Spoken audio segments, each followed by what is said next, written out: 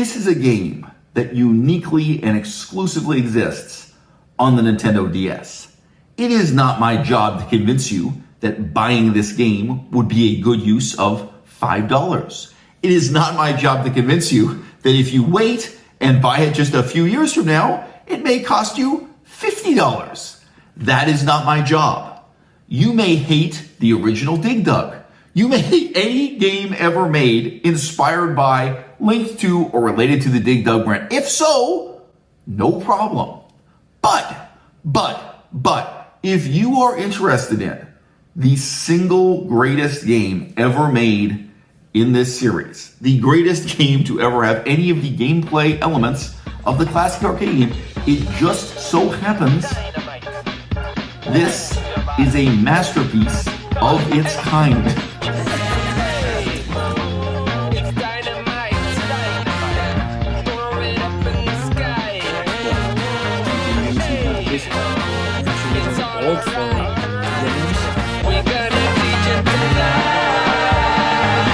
I decided to make this video today because I left a comment on another YouTuber's channel. It was John Riggs. And I was saying to him, you know, John, instead of talking about top 10 Super Nintendo games, yeah, it's kind of sort of something everybody, what's the greatest Konami game on Super Nintendo?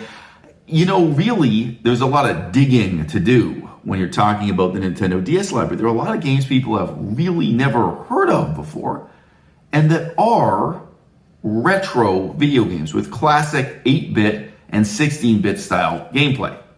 Yeah, this is really an 8-bit game several generations later. It's a retro game. And this game, this is the single greatest Arkanoid style game I have ever played. And you wouldn't know it, and you wouldn't guess it from the title. Midnight Play Pack? Okay. So that's 8-bit, 16-bit style classic retro gameplay. And it's also linked to the strange legacy of like made for mobile phone games that have now disappeared from the world. And the only echo of those mobile phone games is the version that was produced for the Nintendo DS, something else some of you might want to collect for. Again, today, I don't know if this will even cost you $5, maybe $2, or best offer. Wireway, speaking of Konami, I mean, I'm not saying this to hate on John Riggs. If you talk about greatest Konami games on the Super Nintendo, kind of so what? Wireway? It's possible you remember this as a mobile phone game. And again, it had a unique version of the Nintendo DS. And that's now the only way to play it. And it's got Konami's name on it. Probably going to cost you a few bucks down the road. Oh, history repeats itself. The single greatest game in the history of Dig Dug happens to be this unique Nintendo DS game. Boulder Dash. Most of you will probably remember this from the Commodore 64, maybe an Atari 8-bit computer. The greatest Boulder Dash game of all time, Nintendo DS. And again, I don't have to convince you it's a good game.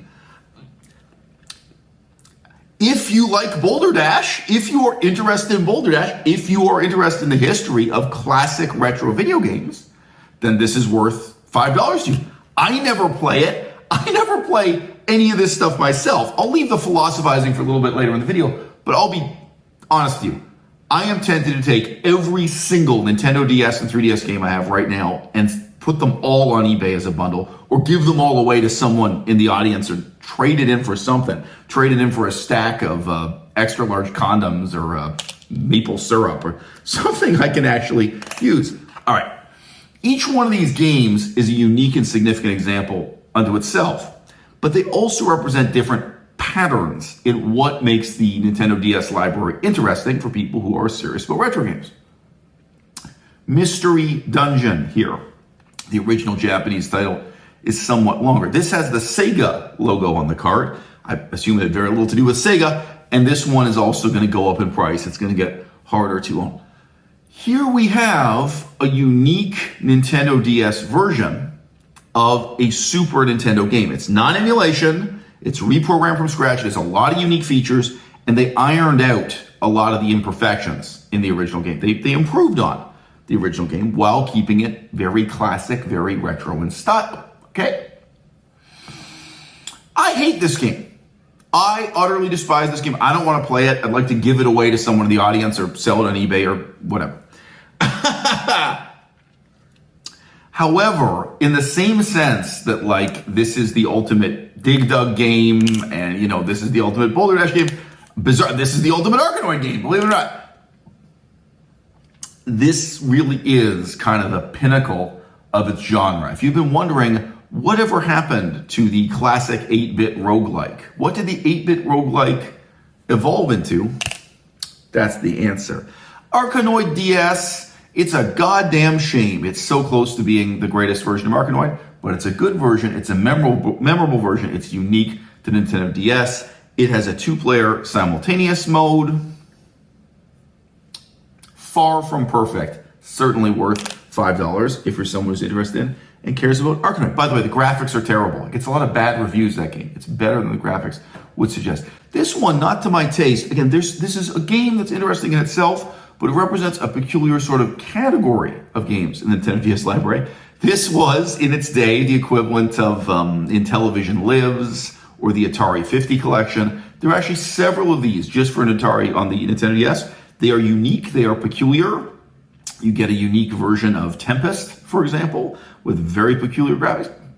I probably paid $2 for it, and inevitably it's going to go up to $50. Here's Star Fox for the Nintendo DS. This is probably the single most expensive game. In terms of how much I paid, I think this cost me more than all the other games I've mentioned so far combined.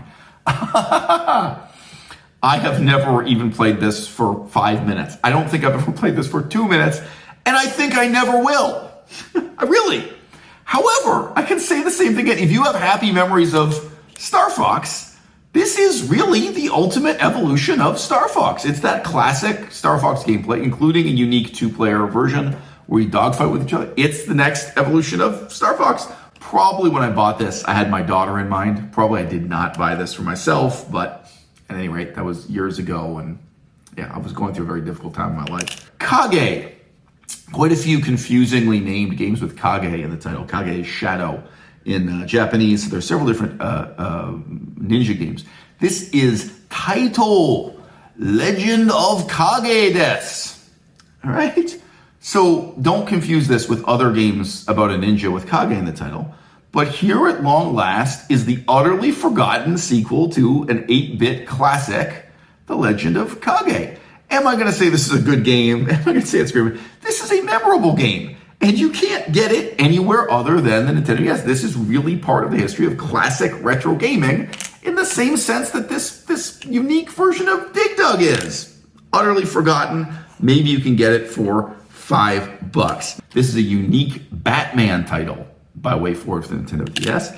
This is a unique Barbie title for Nintendo DS. These are seemingly shovelware movie tie-in games, but if you respect Way Forward as this famous software developer, a big name in their own right, just like Konami, celebrated for their creativity and innovation, and maybe you'd be interested in getting this for $5 now instead of getting it for $50 later.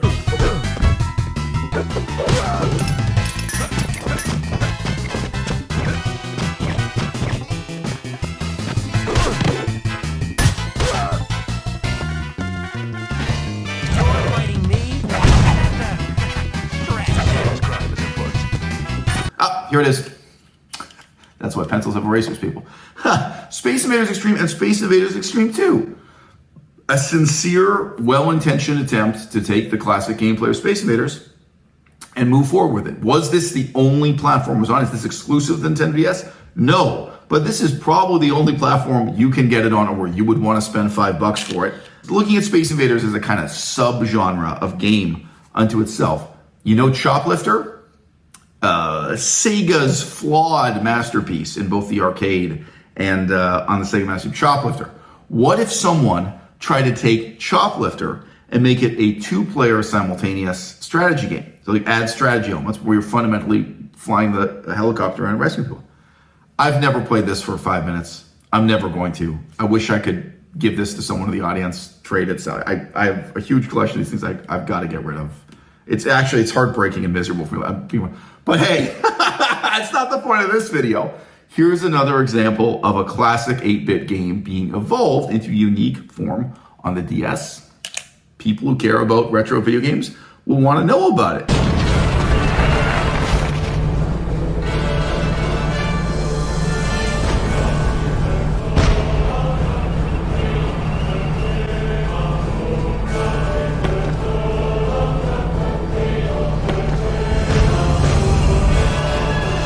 Self-explanatory, Bust-A-Move DS.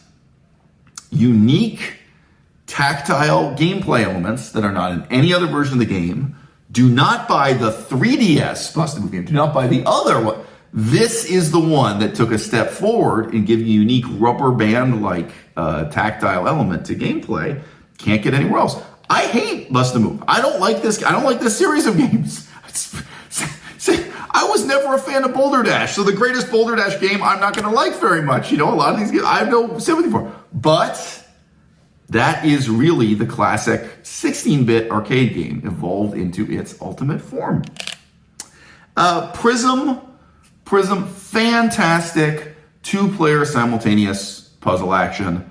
I would say it's an 8-bit style game, although it doesn't copy any specific 8-bit game. The music is way better than it needs to be. Great music, you know, cute, simple 8-bit style graphics, but that two-player gameplay, if you want to, you can sit and play it alone, but I would say the whole value of this is sitting with a friend, someone you love, and playing that two-player.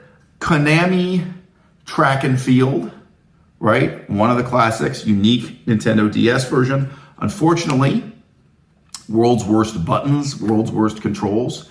I think this is one of many games where you should wait for the consoleization of the Nintendo DS. Playing this on a DS is terrible. Playing this on a 3DS is terrible.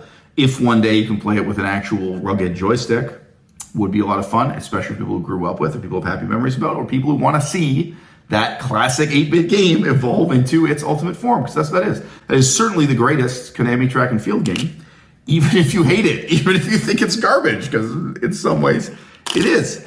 All right. Unique but classic retro games. This is probably the one that's not a hidden gem in this list. Starfy. Everyone knows Starfy. If leave a comment below the video if you didn't know Starfy. This one, I have to admit, is not a hidden gem because people do talk about how great a game it is on the Nintendo DS. But again, classic. I would say 8-bit style gameplay. Obviously, more advanced, more evolved graphics. Mr. Driller Drill Spirits. I don't care for it. If you wanted to own this game or one of the games of this series, what other platform could you possibly buy it for? Nintendo DS version. I think it's the best version that's available. Something utterly unique to the system, a must-have, one of the greatest games in several genres. Henry Hatsworth in the puzzling adventure. I think anyone who gets serious with the Nintendo DS catalog, this is pretty quickly on the top of their top 10 must-have list. And still, in 2024, hidden gem, probably it's going to go through the same cycle from being underhyped to being overhyped in the years ahead. It's going to be the next Truxton, okay? So many YouTube videos were made about what a masterpiece Truxton. The Truxton went from underrated to overrated. The Truxton's not that great a game, guys. Henry Hatsworth, underrated, amazing hidden gem, combines, Sonic the Hedgehog style platformer action gameplay, also combat-based game, like really fighting gameplay with fast puzzle action. I could say Tetris gameplay, but it's not exactly like Tetris, but that kind of thing, moving blocks are in a solve puzzles. And then I think one of the funnest categories to, one of the funnest categories to collect for are these movie tie-ins, what looks like shovelware, but that are actually decent or even great games. This one has Sega and Marvel as logos. Thor, the 3DS game is garbage. Totally different game on the DS with really charming, high-quality animation. So you get to have the fun of seeking out and buying this seemingly worthless movie tie-in shovelware game, but it turns out to be something special. It turns out to be great. Again, not for me personally. I would never play it. I guess the gameplay there is more along the lines of Double Dragon or Streets of Rage. It's that kind of fighting game, not exactly. And hey guys, Happy Feet 2. How can you live without owning the Nintendo DS game, Happy Feet 2? Do we also own Happy Feet 1 on the DS? I as I recall, great music. Great music, doesn't take itself too seriously, and a fun platformer. Again, I don't know if I paid $2. Look, guys, video game addiction is one thing. Video game collecting addiction is another.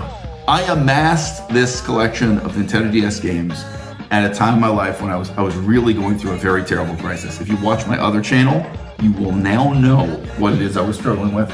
I was really struggling with very serious abuse and deception on the part of my girlfriend, i.e. she was abusing and deceiving me, and I was left really brokenhearted and disappointed and struggling with a very, very tough situation. And, you know, I didn't play any of these games.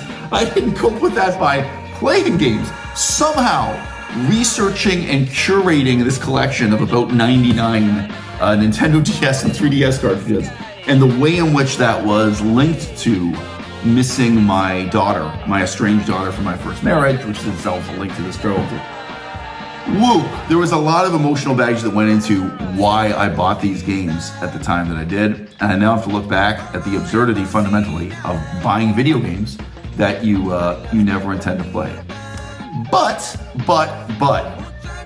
I can say positively, in looking at this period of history on the Nintendo DS, you're looking at a special transitional period when a whole lot of talented people were, reflecting on the decades of the development of the art form of video games that led up to this moment and trying to make something special that captured the gameplay elements, the distinctive features of what made the 8-bit and 16-bit era great, but make it new and appealing and accessible and exciting for children who were growing up at that time. And there's a kind of optimism, there's a kind of beauty to that, that I think is utterly absent from the video game industry today.